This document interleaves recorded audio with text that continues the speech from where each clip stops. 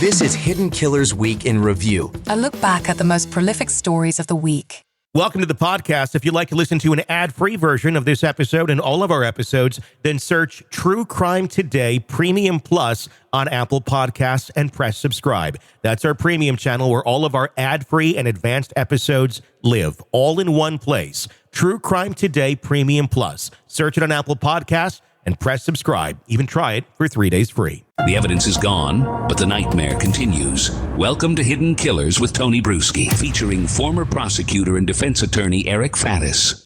There's another accusation that came out this week. It's a fairly shocking one. I mean, it's hard to even say things are shocking anymore in the world of Diddy, but this one actually kind of did surprise me.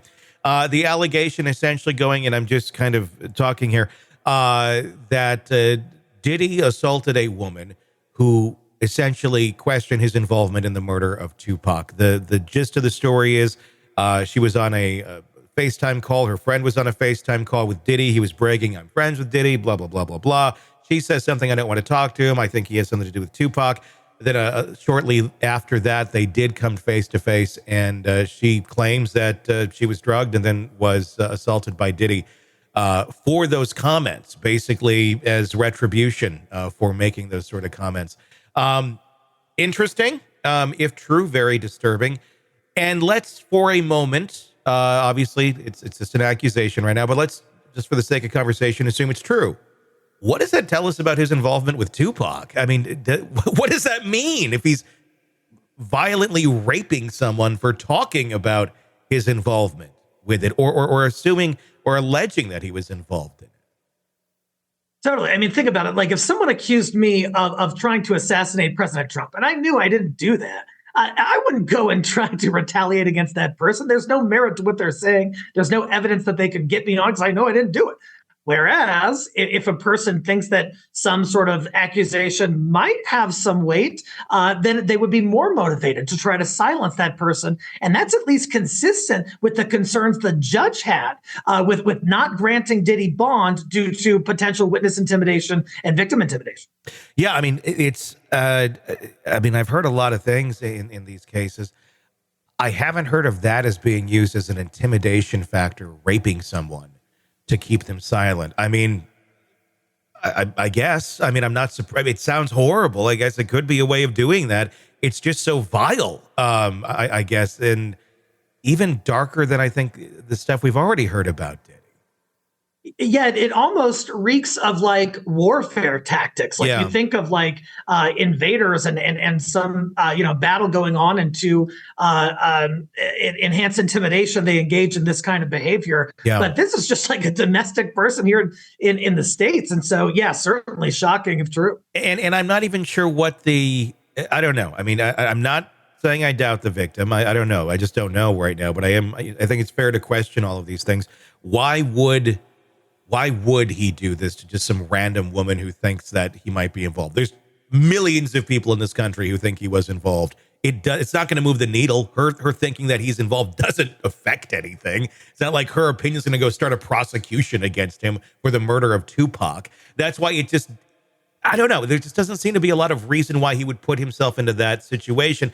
But at the same point, it seems he put himself into a lot of horrible situations violating women just for really no reason at all.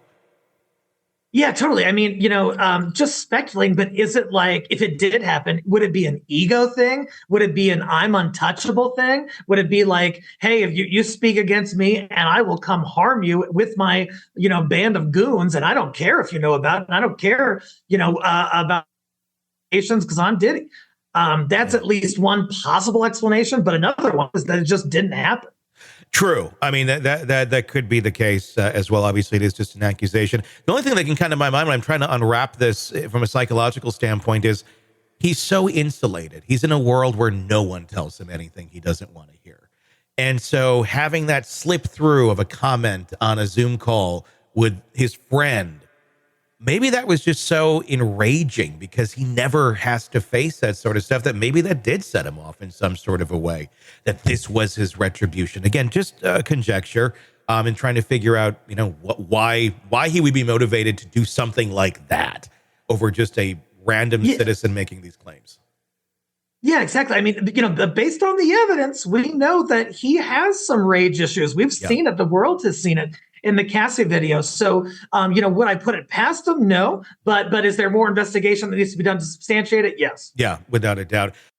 Strap in and get ready to go back in time. Gen X Time Machine is here to transport you back to the glorious days of neon, big hair, and cassette tapes that always needed rewinding. To figure out where Tupperware went wrong, we kind of got to start at the beginning. Remember when MTV actually played music videos? Or when lunch wasn't complete without Dunkaroos? Yeah. Yeah, a little bit like trying to recapture the magic of a bygone era. Yeah. We're diving into all that and more. So if you want to relive the 80s and 90s in all their retro glory, hit up Gen X Time Machine wherever you get your podcasts. VHS is looking like the obvious winner, right? Oh, and don't forget the rise of the video rental store. Remember? Subscribe, because who doesn't need another excuse to avoid adulting? You're welcome. The Gen X Time Machine.